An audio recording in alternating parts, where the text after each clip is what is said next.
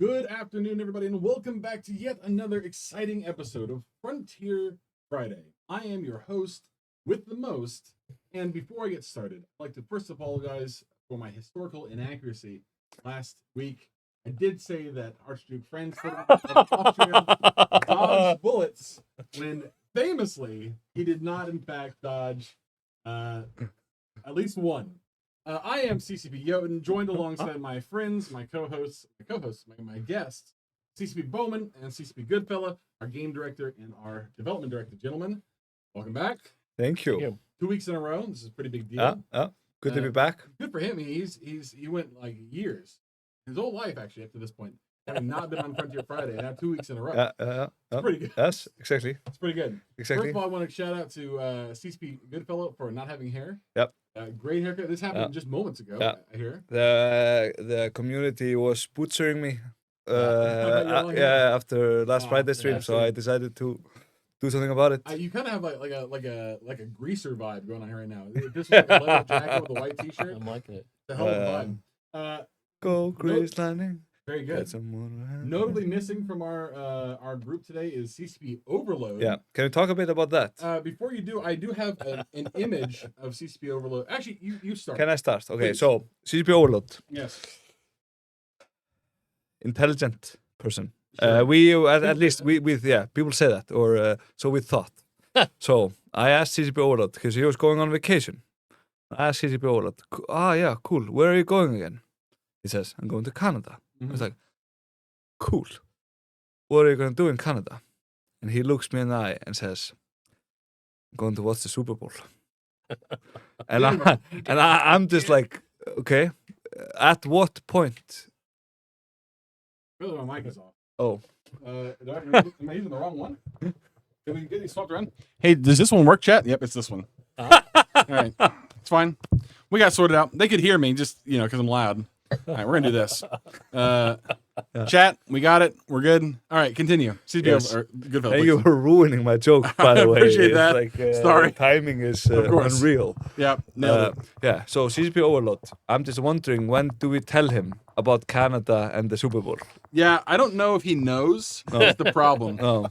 I mentioned, I think what has happened is that somebody told him that he could go to Canada and find a superb owl. Yeah. And that was the mistake that he made. Yes. Now, I will say, we do actually have on-the-ground footage. I hired an accomplice to go to Canada or go to wherever he's at, just follow him, and get an image of CCP Overload. We're going to go ahead and put that up on the screen right now.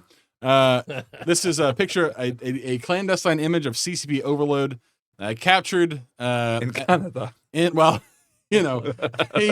He's right on the border there.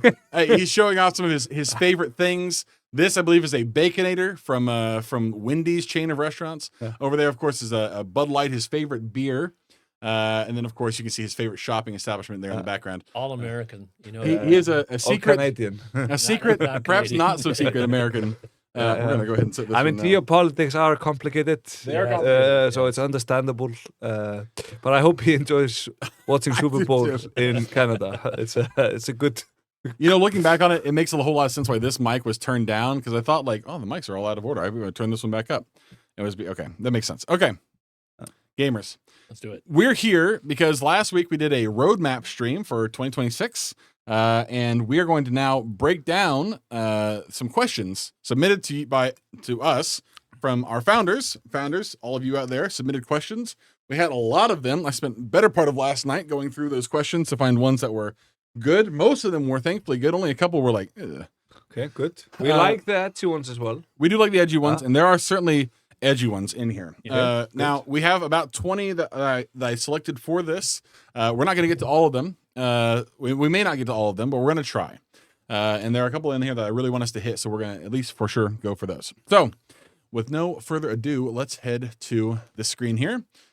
Lovely video. Did I not do the thing? Did I turn it? Oh, hang on. Son of a bitch. I swear this gets me every single time. It's because this window here has to be in frame. I did last time. There we go. Watch this. Oh, my boy. There we go. There you go. Boom. Nailed it. This is professional stream management. Friends, this is what game design looks like. All right, let's get started. First question. With the introduction of modular ships, will most, if not all, future designs be modular? Will we see a limitation based on class or size? This Boom. question comes from Michael J.D. Let's talk about the first one. Yeah. Yeah. Spot on, Michael, basically. Parts of the factions in Frontier are more tech heavy and modular Yep. compared with others. And others are more just focusing on beautiful design of a single ship. Would you say that there's a difference between like factions that were more into mass production as opposed to factions that were more into like adaptability? Yes, exactly. Yeah. Exactly. We see it in the real world as well. Different tanks from different countries. Yeah. Some of them are way more modular and easy to change, while others are more elegant design of a single thing. Sure. But repairing them, etc., is done in the country of origin with Sports cars knowledge tend there. to be bespoke. Yeah. Yes. Right. I mean, CCP Overload made the same comment last week when we were talking about just like production cars versus rally cars, for Exactly. example, right? Exactly. Yeah. So that was the first part of the question. The second part was whether it would be based on class or size. So Yeah. there are going to be some, within the modular system, there will be some class and size to be determined limitations. Yeah. But what Yeah. we want to do is give the players the best ability to modify and determine their own Sure. outline. Exactly. I know one, Damon Zell is really interested if the Tades is going to be the best ship forever. I guess we'll see. We will see. Yes. Let's go ahead and go to the next question. We're on a good track already. Yeah, and Oh. it's just more coming on this. It fits Yes. into topological fitting and all sorts of stuff for the future on modular ships. And we're gonna. There's another question. I don't know. I think it's maybe not the next one, but the one after that. Where I'll come back to this for a second because I have a question about that as well. But here we go. So this one comes from Protodroid, who says, "What's being done to improve clarity of certain gameplay mechanics while in Founders Access / alpha testing? It seems like every instance of people asking for a hint or a clue for the Rift 0020 sites is met with just figure it out, which is severely disappointing, which is true. There are a lot of, I think, probably unanswered questions in there about certain mechanics or certain things. Some things, obviously, we have intentional game design stuff for, like we did with the shipyard sites and with the things people need to get for the Karam and the Stride. But there are unanswered questions, design things that maybe are working, maybe are not working, especially with these rifts. So the people want to know, is that intentional? Are we going to get some more guidance on those, or have they just not figured it out yet? It's a good question and a fair comment. And I would say it's a part on us also is just we're learning what makes sense to have as a mystery and what needs to be a mystery that can be resolved and what should just not be a mystery. Yeah. So feedback like this is very valuable. Like we're just finding our balance there of what should be a puzzle to solve, what is just forever a puzzle, and what should just be a thing that you understand Yeah, as we a player. want some elements that are long-standing. We don't want to give this away. We want the players to earn this themselves because spoiling it by us telling them takes away from those people who enjoy the longer-term puzzles.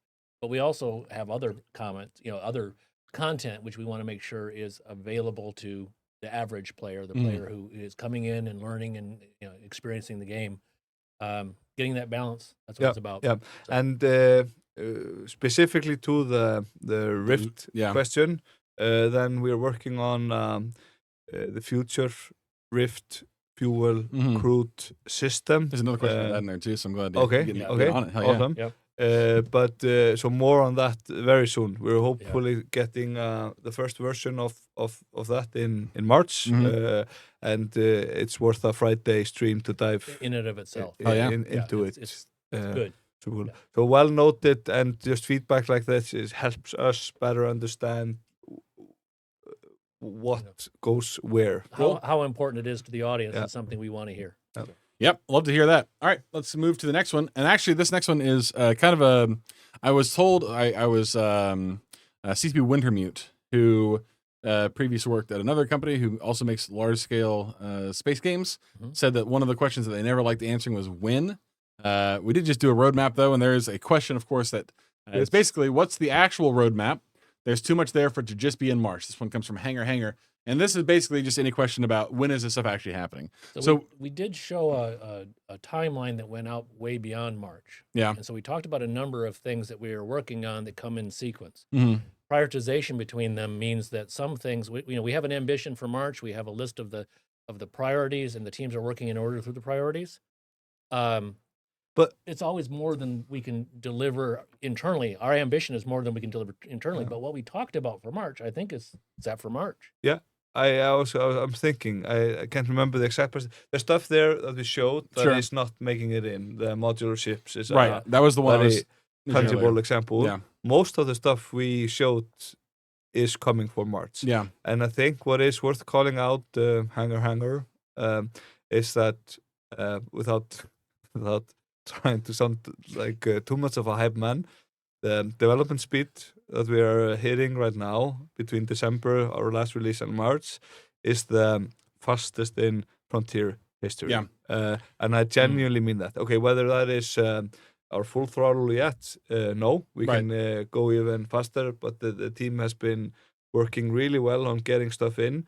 So most of the stuff we showed is like you will get a version of that in March. We've talked about this a little bit too in the past about how a lot of the work that we've done up to this point has been really like setting the stage for what's coming after. Yeah. Do you feel like now we're in more of a groove and things can be kicked out faster just because there's been a lot of the prep work done ahead of time? We've been building a scaffolding, right? We've been building a structure, and now we're working on the actual building. So, people will start to see differences, changes, hopefully improvements, but changes for sure, coming in, basically every month. There'll be something, either a bug fix or a change of quality of life, and then new content basically on the cycles. Sure. Just like getting character progression in for December, getting the scaffolding in for that makes it so much easier to put content around the scaffolding, or into it, or whatever the metaphor is. Yeah, in the future. Beautiful. Bullish. Mostly March is the question. Bullish for March. Bullish for March. Yeah. And then some stuff drops off, other stuff suddenly appears. It's the way the cookie crumbles. But we're just always showing our intention, as Bowman said, and being as explicit as possible. I think CCP John, don't remember his CCP Yikes. Yikes. Who was almost here, by the way.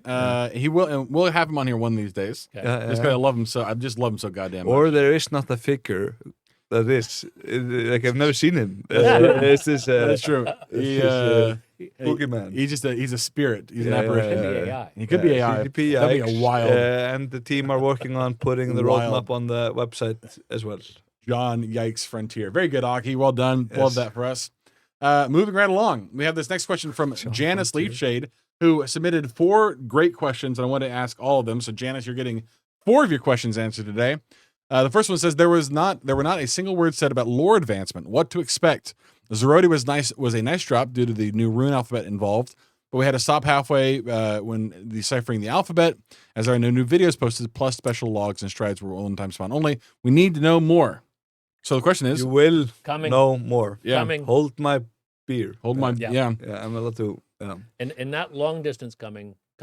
Like very soon coming. Yeah, pretty soon. We just as my previous comment on development speed, between December and March, the team has been focusing on getting more cool stuff in game, lore-wise, and this fits very nicely into the previous discussion about the buckets of puzzles to solve versus what it should be more understandable.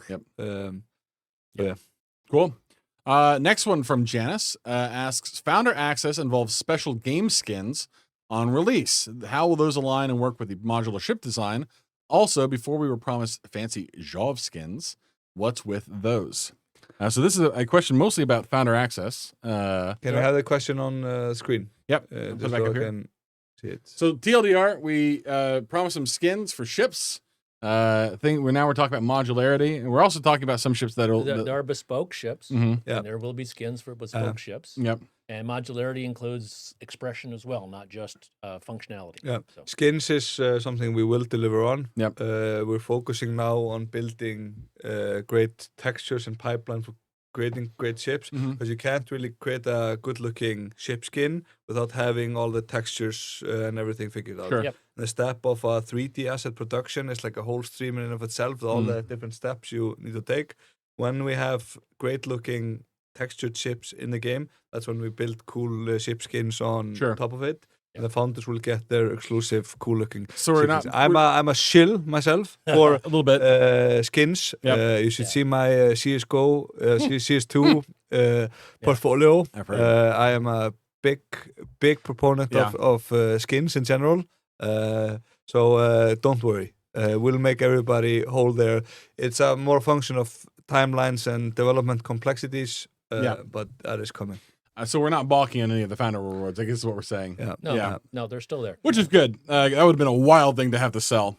To maybe answer Wolf Lacal's questions, Maximum Cats and team will make awfully horrible looking skins in the spirit of Frontier. Yes. It's a different vibe. If you can't tell just from looking at the two games, it's a much different kind of feel. Death and destruction, and you'll feel uncomfortable looking at them because it's so awful. They should be just. Has the community seen the ship hull things with the figures? They have not. We should share that. That's super cool. That's very good. All right, skipping right ahead to the next one. Also from Janice says, will there be an option to have a creator's mark on the items/ships produced due to the SWE blockchain nature of the game? This is coming up a bunch, and the question then is, when you manufacture something, are you going to be able to put your maker's mark on it? So then that thing will just have your production stamp on it throughout the ownership of creation. I think is an important thing to maintain, and so we will maintain it both within the game itself and then on the blockchain. Yep. It's a super cool thing that we'll have in the future. And the people at SWE are also creating blockchain toolsets capabilities to cater to games. So we get a lot of natural stuff in the future from them as well. So we don't need to be developing all the capabilities ourselves. Cool. So love that. Okay, let's go back to the next one. This is the last one from Janice. A bunch of good questions so far. What was/is/will be the biggest challenge in development of the game physics excluding collision? I want to challenge the fact that collision is always going to be the biggest challenge. Yeah, we've got, I agree. We're doing real-time collision on the server, not just on the client, right? So that everybody has the same experience. So that is the biggest one, obviously, which is why I think that person knew that, which is why they were excluding it. There's a n-squared problem with the line of sight. Yes. When we want to hide behind something, that has to be calculated on the server. Otherwise, people would be hacking clients, etc. Yeah. So it's we are improving the tick rate significantly. Yeah. We've added calculations, as Bowman is talking about, on line of sight and occlusion. Sure. 1,000 people in a single system with all those calculations. Probably will end up just having CCP Wizard doing calculations himself live. Manually placing the abacus over there, just flipping. So he will figure it out. I'm bullish on CCP Wizard. I'm pretty sure he just started sweating. He didn't know why. It's any of the physics problems which become a multiplier based upon the number of players engaged at the same time. Yep. And those are most of the things that we want to do. And so especially when you talk about, since occlusion is such a big deal, you're not just talking about having, everything on the grid and everything bouncing off everything else and where all the, where all the shots are and everything, but also what can you and can't you see compared to everybody else. With scanning and the signals coming off of things, we want to make sure that information is not freely hackable available. Once you see it and it hides away, how do you handle that in the back end? If somebody in your fleet sees something and you don't, how do you share that information? There's all sorts of, like, if you trace through it yourself, if you start thinking about it, it's all sorts of things that we need to be able to handle in a calculation in the back end. Cool. But thankfully we have a wizard. We do have a wizard. Thank God for that. Okay, moving along. Multiple wizards, I think, actually. We do have at least several. Me, it's okay. Let's not get ahead of ourselves. Yeah, I was gonna say. Moving ahead. Where in deep space will the landscapes be, or will they move around after a downtime? Talk about landscapes for a second. First of all, we're using a placeholder name for that landscapes. We're talking about, these are basically areas, dense areas of content around the orbitals. Yeah. Right. And so internally we're talking about different types of orbital content distribution. And so, we're shortening it to orbitals right now. We'll see. But to the question itself, you want to? Yeah, it's or content in space, if you think about space, is present there. Just like the forest here in Iceland, the small one, it's static. The forest itself is static. The life in the forest is dynamic, moves around. So just like that, the same will apply in the future. We are not changing the landscapes of the universe itself, but the content that comes around to it does change. The question was, I guess one of the things too, we talked a little bit on last week's stream. We had that image up where it had the basically the map view of a system. We have the star in the center, and then all the different orbitals for the planetoids, and then also within those orbitals, at all the different L points, you have now these larger rings of stuff, right? Whether that's rocks, or whether that's maybe where somebody in the past had something anchored, and now it's just a big a stretch of ruins, or any number of things. Ancient industry, ships. All those things sort of exist in space. And to answer the second part of the question, because they also asked, will they move around after downtime? They will not. They are static objects in space. The content within them might change. Yeah. And as it gets expended, or as things move around, but the places themselves are always going to be there. Yep. So you can learn your stellar system that you play mostly in, and then over time learn. Yes. Maybe somebody will learn the galaxy. I doubt it, but exactly. And then there's cool stuff for the future. Yeah. If I need some hat of future now, where you think about like gravitational forces and rotating around the suns, etc. So it does feel. That's a great question. Somebody else asked. I don't know if I included it in here, but somebody asked about planets rotating around the sun. We have astrophysicists on the team. Yeah. In plural. Yes. We want to make a cool experience first, but we are very aware of the cool possibilities for the future. And cool. It's where do you put your calculation time on the server, right? Yeah. We're going to focus on making an environment that's fun to play in, and then make sure it's fun to play, and then we're going to start making it more and more complex as we go. Cool. And Wesley Pipes, which is an awesome username. It's a great name. It is a great username. It is. Will it be in every system? Yes. We started to put it into the starting regions first, just to get it going from 0 to 1. But by March, the goal is, and currently we're on track for it, to have it in the entire universe. Cool. To explain, we're creating the tool set that allows us to do this at scale. Yeah. We figured out how to do it manually. Now we're doing it with a tool to allow us to do it at scale. Sick. Yeah. Love that. All right, let's keep going. Ithaca Hawk asks, will this update allow survival on the frontier longer than 4 minutes and 59 seconds? Oh, okay. He's supposed to be watching football right now. Yeah. Well, probably not right now. Right now, he's probably eating a fucking drinking maple syrup or something. Who knows? All right, moving ahead. James Z. Lee asks, during the stream, you showed examples of grid scanning and system scanning. Are we also going to have scanning that gives us information about nearby systems, potential rider activity, active structures, rifts, feral drones activity, etc.? If you have the technology, right? Spot on. The systems will exist, but you'll have to have the right technology and capabilities, whether it's in your shell that you're currently piloting or in the ship that you have. Spot on. So it won't just necessarily be something that you just come equipped with. You have to actually go out there and make sure you assemble the thing, put it onto your ship. Or somebody else is building it for you, depending upon if they found the ability to do that somehow in the game. And then you aren't always sure, like there is a lot of signal, but you aren't really sure what the signal is, so you need to go check it out, and it could be NPCs or it could be other things. Yeah, it could be. And the signals can be messed with. Yeah, exactly. Cool. Great question. Let's go ahead to the next one here from Shadow Fox. Very cool name. What about stealth base building in persistent landscapes? For example, secret outposts behind or on/inside rocks, etc. That's a personal goal of mine. Yeah, this one comes up a lot, actually. This is a tough one. Because, right now, base building is limited to L points. Yeah. Currently limited to L points. But now people have seen landscapes and thinking, whoa, hang on, this is hot stuff.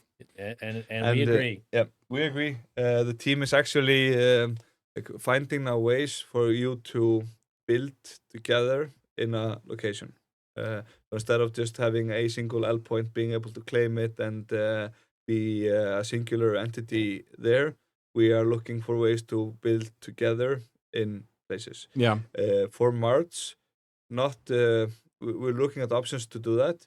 One of the options to get it in quickly has been just to allow base building anywhere, Yeah. which we are looking into, and then add rules of physics, gravitational pulls, etc. on top to make it like penalties to build in different places. Sure. So it could be as soon as March where you can build within. I think, I think we'll have a version of this in March. Yep. This is the first I'm hearing about this, actually. This is hot stuff. The execution is going to change over time, guaranteed. Yep. Right? But, for March, we will have a version of this. And this is a great example of like why we discussed this, and I said like we'll go on stream, talk about it. Yeah. Because this is something where we can't really get right without getting feedback from people that are playing it. Yeah. So we're exploring options. We're gonna put some stuff in. Probably won't get it right for the first time. It's a low percentage chance of getting something complex like this right. So we need feedback to build upon. etc. Awesome. Love to hear that, because this is another one that I have been wondering ever since I got into the landscapes for the first time, because they are very cool. Yeah. And they have not even seen the best ones, because CCP more coming. CCP Jötunn just published a bunch of them fairly recently, a bunch of new stuff that they added into the team. They are cooking stuff in and there. getting stuff in, and it in the at the L points. Some of the L points do have some content there to build on. It's not just empty space. Yeah. As soon as that became a thing inside the game, it was like, we need to allow players to find the location in space and build there. Yep, absolutely right. Okay, let's go to the next question. This one comes from Gabriel Taylor, who asked, will modularity to base building enhance the role of buildings, for example, faster building time, more cargo hold, etc., or will it allow giving base buildings new roles / additional function if needed? For example, giving my network node a small printer module part for less energy provided. A small printer part. Yeah, you understand what we're getting at here. Yeah. I'm not reading that well, but yes. So the answer is yes, both. I mean, the goal here is to make base building another expression of player intent. Mm-hmm. So if you want to customize your base into a specific direction, you'll be able to do that much more effectively, and you'll have to choose between the cost and mass impact of doing that. Yeah, exactly. And we have had to now, because we're moving to SWE, put a lot of the engineering effort to the migration from Ethereum to SWE. Mm-hmm. Once that is done and we have the lift, we can focus way more development effort into more configurability, customizability, etc. So right now, those engineers are making sure that the foundation is solid, and then at the end of that transition, they become resources that can very quickly build in addition to the existing team that's also building. Sure. So, and one important question she said, Makvita is asking about, will there be any update to wormholes soon in EVE Online? Like, there's a huge expansion coming on wormholes, and it's going to be awesome. For EVE Online. For EVE Online. For EVE Online. Oh, God. To be very clear. I just want to make sure nobody understands. Somewhere CCP Okami just sat up in his chair real fast. What happened? Oh, God. Okay. It's like 6 expansions in a row, month over month. Oh, Lord have mercy. Yeah. Story's going to fucking kill you. Coming. Okay. Moving right along. It's just between friends. Of course. Jokes aside, Makvita, welcome to the crowd. We're talking about eFrontier. Indeed. I'm glad you're here, though. Yeah. We have cool, EVE Online is awesome. We have also cool stuff cooking for we're proud of Frontier. We're proud of that team. Yep. Yes. Yep. So, we literally would not be here without them. Nope. Exactly. Yeah. Exactly. Okay. Let's go ahead to the next one here, where we have this one from Saints Snow, who asks, you said there was a short-term fix coming for the problem of one ship destroying an entire base or gate network. What is the fix? Well, we probably can't talk about exactly what the fix is. Well, we can talk a little bit about it. Yeah. All right. I mean, so just for some context for the people who are watching right now, we've talked about this a little bit in the past, how base building, especially defense right now, sucks big ass. Yeah. And we mentioned that on stream last week as well. We talked, we're pretty explicit about this. And so the question, this is one of probably 10 different questions who are all kind of asking the same thing. So what are you going to do about it? What are you going to do about it? Right. So for March, this is things I know can be delivered in March. Sure. Which is we're adjusting some base defenses Mm-hmm. that'll allow the bases to defend themselves more effectively. We're also looking at the ability to create a repair functionality, which means that you don't lose and have things entirely destroyed, but instead you come back. If somebody did manage to overcome defenses, you're able to repair it rather than totally lose everything that you. So you're not logging in one day and all your stuff is just Now, it's very important. This is interim. Yeah. Right. This is us responding to the fact that right now this isn't fun. So we want to make sure that it's better, but it's not what we're going to do long term. It's just a step along the way. It goes with our ability to build the infrastructure we need. Yeah. So this is the next ability that we've got. We're focusing on that. And then long term, we have a very, we have more robust strategy for this. Yeah. So, Cool. So short answer is more base defenses, some maybe a repair mode coming in March, and then highly likely, but it's not guaranteed. And as soon as we have the nitty gritty detail, we will share it. Cool. It's just still in a bit of a exploration mode. What is exactly the best? But as soon as we have something concrete, love that. We'll know. All right, let's go to this next one, who is from my most beloved, my sweet boy, Aki, who asks, we've seen probabilistic outcomes mentioned in some of the material available out there, like the white paper. Can you talk a bit about what that could look like? Is mainly related to how content is distributed in the world, or will we see it in other places too, like item stats, crafting output, etc. So we have talked about probabilistic output a lot. Yeah. We've talked about how, especially reference to the universe generation, for example.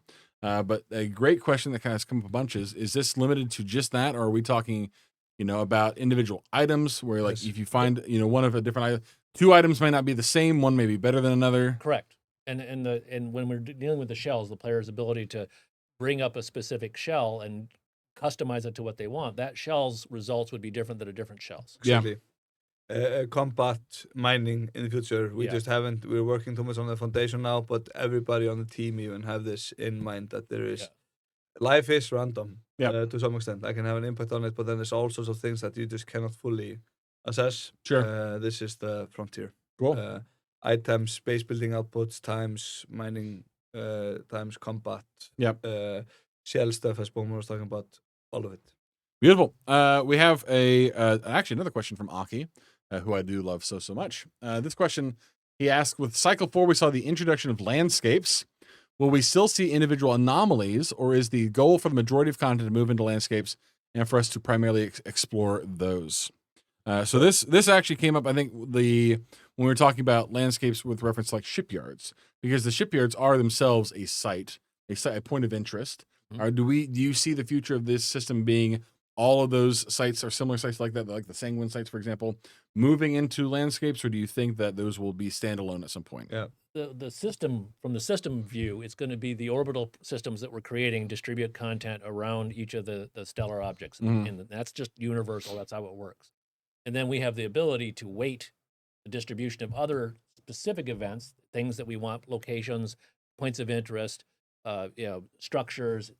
All of that is in the same system, but it's a weighted table. So those things will happen, probabilistically, speaking to the earlier. Sure. Yeah, and we are putting all of our effort to do this content in space well right now. Yeah. All of the effort is going towards that. Yep. Because in a 20,000 plus solar system galaxy, that will pay dividends for long time. Yeah. Cool. Of course, space has, if you just think about, because we are inspired by the real world, space has all sorts of funky stuff that comes and goes, whether it's meteors or whatever, that is just temporary in a location. Incidents, incidents, events, anomalies, whatever. Yep. 100%. Cool. There is space for that in the frontier Gotcha. section. It's just all of the effort right now is making sure that the foundation is strong. Love that. Okay, the next one is going to come to us from Don Quixote, and I'm pretty sure Don Quixote submitted like 30 questions. So we did have to limit to a couple of them, but a couple of them were pretty good. This one comes to us, like I said, from Don Quixote, who asks, will the WASD controls be further improved to allow players to do loops, as in allow a player to theoretically do a full 360 on the pitch axis, not just yaw? And this, again, was another one of several questions about the WASD controls and about expanding them. They're not finalized. No. Yeah, certainly not finalized. Yeah. We've seen now a great first prototype of these. I think CCP Paragon Burger mentioned this as well during the, wanting to get this out first just to make sure it works. and then down the line we can talk about what unlocking some of Yeah. that might look like. Exactly, and strafing and Mhm. things like that. All is on the table. As Bob was talking about with the ship classes modularity in the future. Yeah. How does that impact controls? Yes, Yeah. exactly. Yeah. Like the different ship sizes should have different Control ship fields. controls Yeah. as well. Yeah. You're not gonna be yawing a fucking huge I was structure. gonna say you're not drifting a fucking No, oil carrier. exactly, Yeah. exactly. We want the game to feel like grounded in science, Mhm. make it feel intuitive and immersive. Yeah. It wouldn't be a cool experience to be fucking drifting with a oil tanker. That'd It's be just wild. not no. But you want to be in a small, like in the vision trailer. Yeah. Best reference is the vision trailer for what you are trying to create. You want to be in a small space, being able to nimbly fly your ship as well.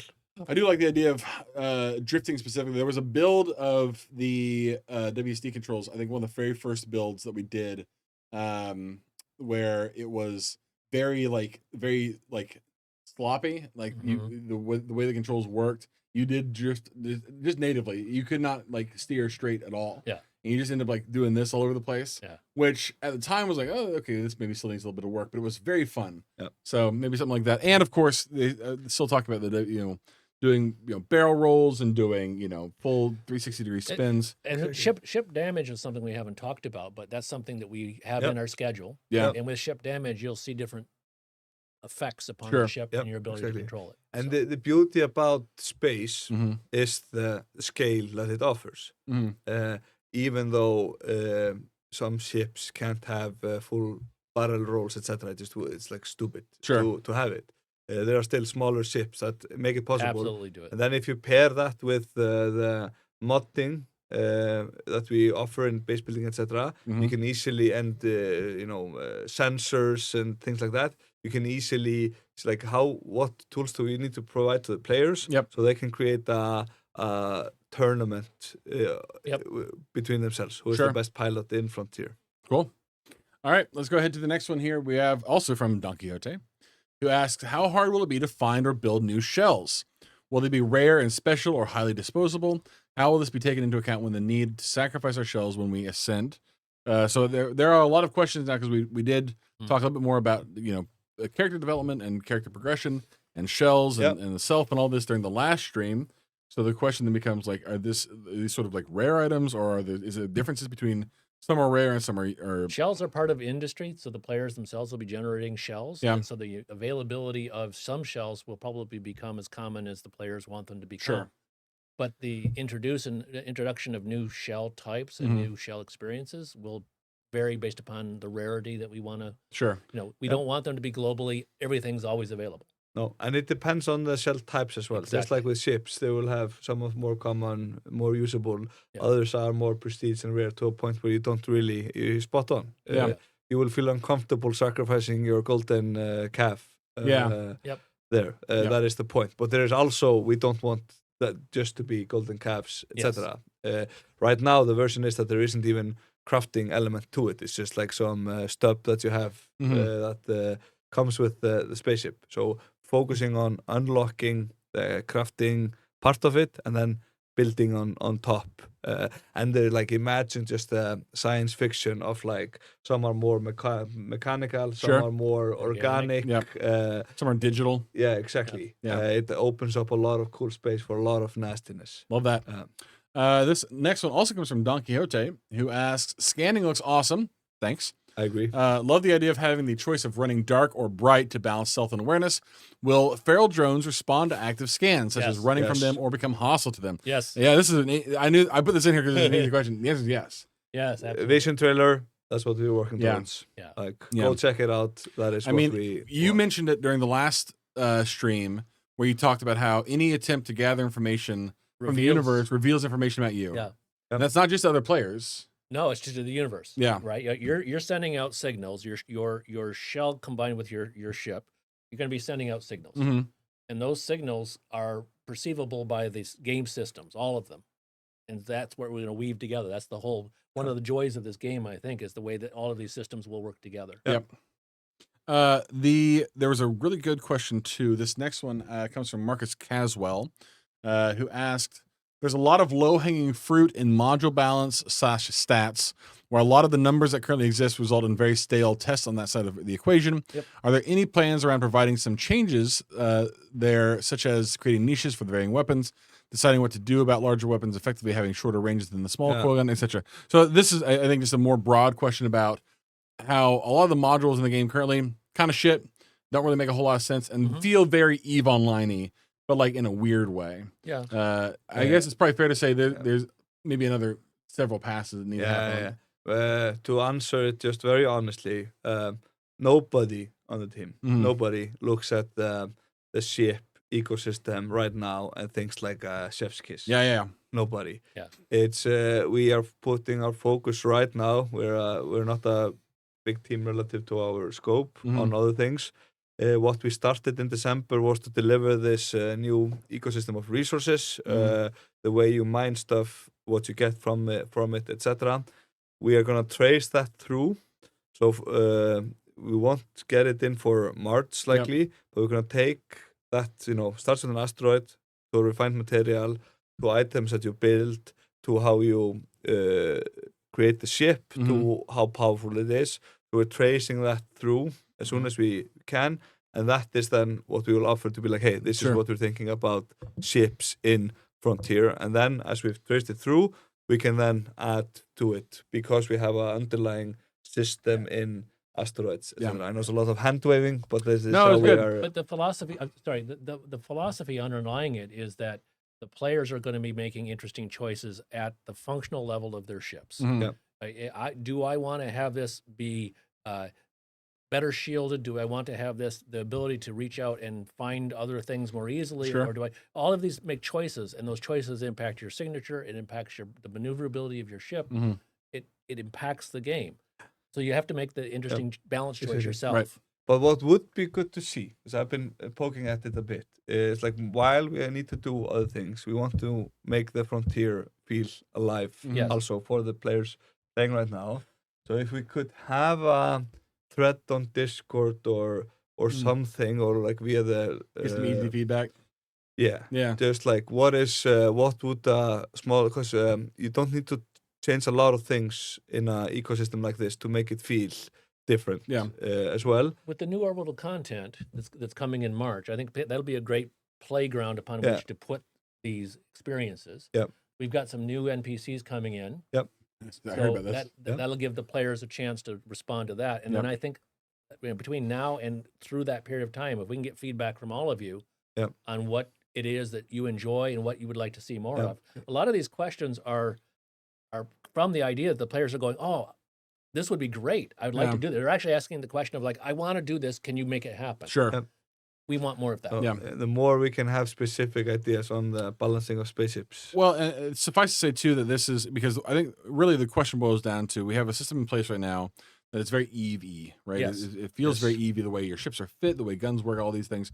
Do you spend the time to you open up the fitting window? Do you spend the time working on trying to balance these things that are clearly not a final product? And the answer is we can probably do both. Yes. We will do both. The perpetual challenge is finding a balance of iterating on the now versus doing fundamental thing. That is the so it keeps me up at night. No shit. Moving along to this next one from Morales, who asks, you talk about rebuilding the Frontier. Will we be able to rebuild something significant in the Frontier, like ancient structures or something else?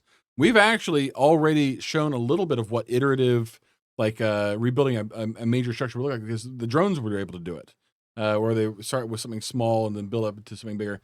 Do you see that as something in the future where we, players might not just be rebuilding their own bases, but also going into kind of like finding, So I haven't thought about this ever, if I'm just going to be go honest. ahead, But I think it's a super cool idea, and it starts to make me think about the rebuilding mechanism we're working on with base building, paired with landscape stuff. Which is exactly where it's going. The team's already discussing this internally over this last week. So imagine catch him up. Well, imagine something like you find like an ancient set, like an sensor array. There will be absolutely ancient technologies that you discover that you can bring back. Bring back that information, unless other players intercept you, of course. That's a whole separate conversation.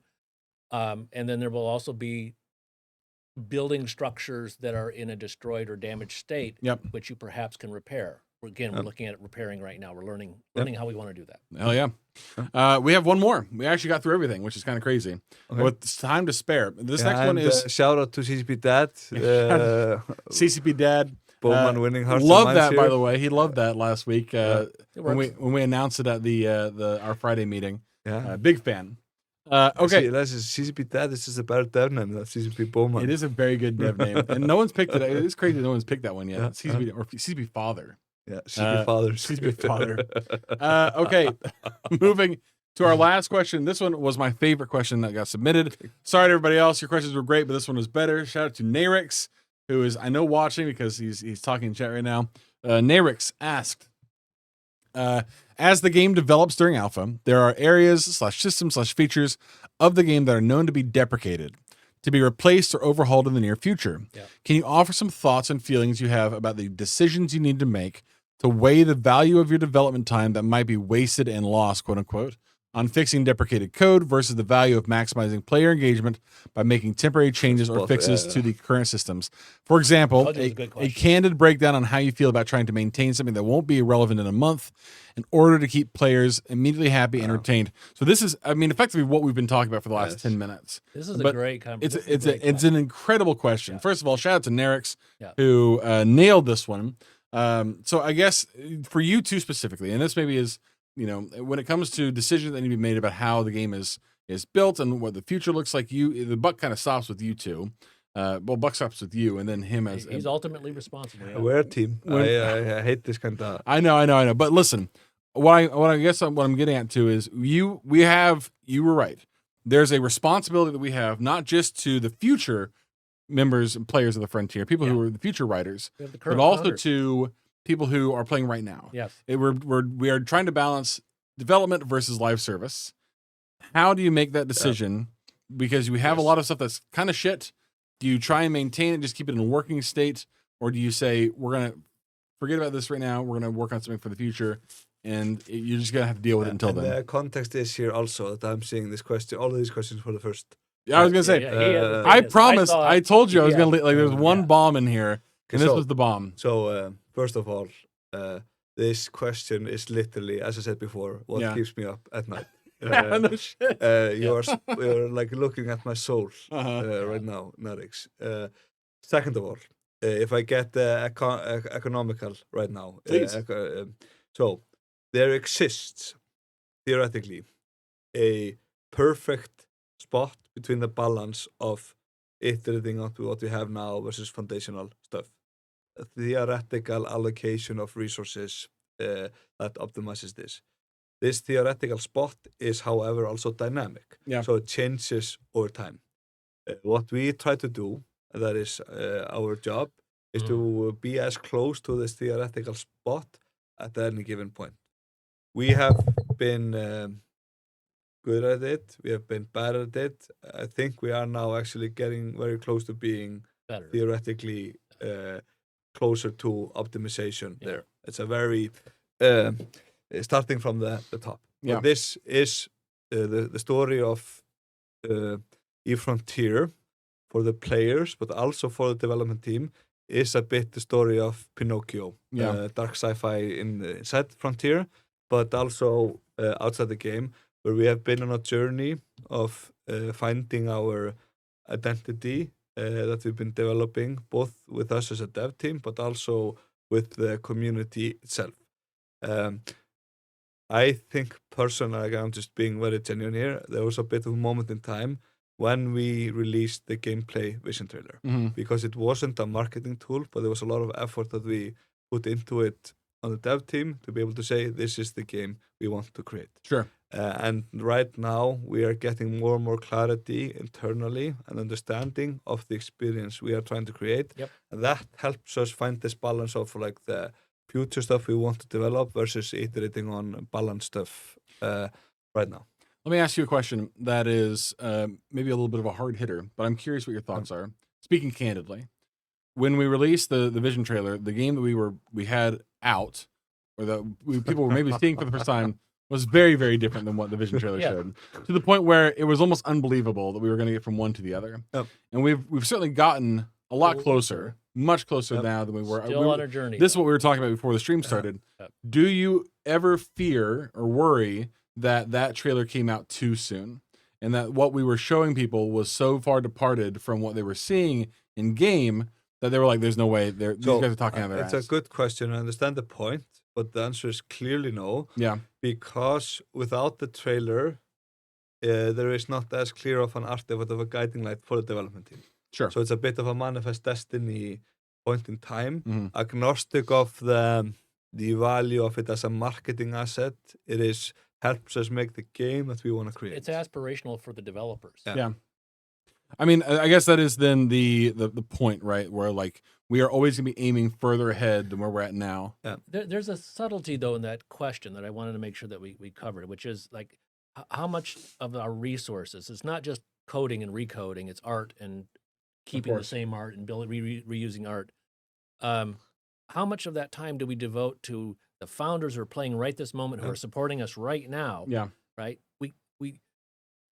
If we stop making the game we have to build to make it the maximum short-term interesting, exciting, we're going to sacrifice that Yep. Right. future. And that is a tug of war. It's every day we're just like, are we doing the right thing? Mhm. We know that the game needs to be fun to play for you to keep playing it and for you to tell others that they should join us. Mhm. And so we're trying to show you the journey we're on. We're trying to show you that one of the reasons of being a founder is that you get to see honest conversations and vulnerabilities Mhm. of the developers as they're doing it. Yep. We want you to know that we are doing a very difficult thing in real time in front of cameras at this moment, and Real. that we're trying to do this because we believe that this game can actually happen. Yep. Exactly. And we genuinely, and the team knows, we are nothing without the future is nothing without the founders. Mhm. Yes. It's a fact. They are the people that are will bring out the gospel to the world in the future. We also, however, also know that without doing foundational stuff that doesn't necessarily show payoff immediately, the game is nothing either. So it's just and it's good to have we are a team, and I Yeah. genuinely mean that. I am a cowboy. I like to shoot from the hips and iterate on stuff, move Yin and yang. quickly. We got a lot of those on this team. You should have my picture here. I wish I from, would've put that, yeah. Myrtle Beach. We do actually have a picture of him wearing a cowboy hat, standing in front of a Walmart. Non-Photoshop. Yeah, non-Photoshop. But then there's also people like Bowman joining, who has tremendous experience in game development. Has Yep. seen more failure than anybody on the team in a positive way. Mhm. Win or learn. And then there's also people like Maximum Katz, who is always worried about the future and what the game is in the future. And I could go down a whole credit list of the entire team there. I think it's funny.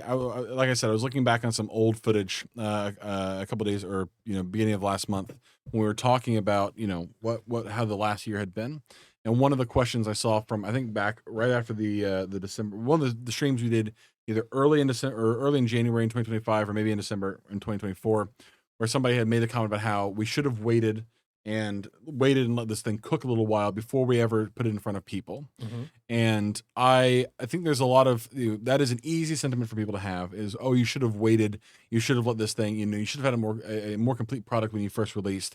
But looking at where we've come now from where we started, I feel like the game would be so less rich because it's right now it's so like it is flavored by player interactions. Everything that so much of the content that has come in, so much of the feedback we've gotten has just come from players, which we would have missed entirely if it had just been all of us in a room, in a dark room with the doors closed this entire time. And that premise holds if everybody knows exactly what they should do. Yeah, and that just isn't the case in the world. No. Which is why I think it's if you look at what the people that are developing AI right now, they're developing extremely out in the open. They're shipping really fast. And I think it's awesome because it's just way better way of getting stuff done is to ship, learn, etc., and be as exposed as possible. It takes a bit of a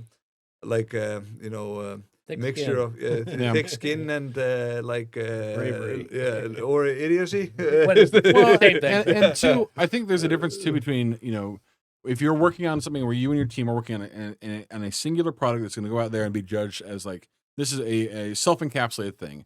Like you think about things like big games from the last couple of years, the Elden Rings, the Clair Obscures, the Horizons, like all these games that are They lead to a specific launch in time, and and they're judged in that moment. right. Whereas what we're doing is we live and die on the players of the game, Yep. not just on their sales certainly, but by their active participation. in the team. Continued engagement. Yeah, So whole presentation by CCP Coin on That is absolutely- it was actually really theoretical proof That's of true. that. well, this has been super great. Thank you all so much. First of all, thank you two Yeah. for continuing to do this. This is always great. I love the questions, and Yeah. it was good also to see the reaction. But we feel so that we are clearly the identity is becoming clearer and Mhm. clearer. And the game is improving. Yep. Still a long way to go, but that kind of was the reaction I felt like from the community in the stream. Yeah. Last Friday. Yeah. As well, and the questions here as well. Like if you compare the questions now to questions before. These are way more tangible questions on delivery Yep. rather than like future aspirations or vision or stuff. Hell yeah.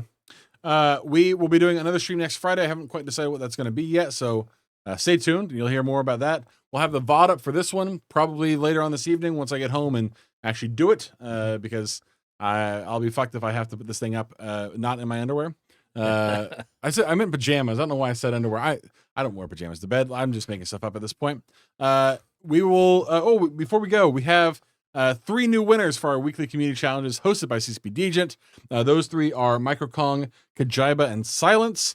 Again, these are community. We should show the winners on. Yeah, I need to. Next time I'm gonna have the winners up. Let's do it now. I saw it as I was putting everything together. It was a little bit too late, but next week we will take part in these. You get grace for doing it. It's very simple. Just get some cool images, some cool videos. Put them out there into this and the socials. Put them on Discord. You'll get some free grace for it. It's awesome. And honestly, it's a great way for me to have new desktop backgrounds, which is really the most important thing. And also, he used them in slides for like internal company meetings and stuff. So exactly, very important. We'll be going to Live to Feed here in just a few minutes with the EVE Online community team.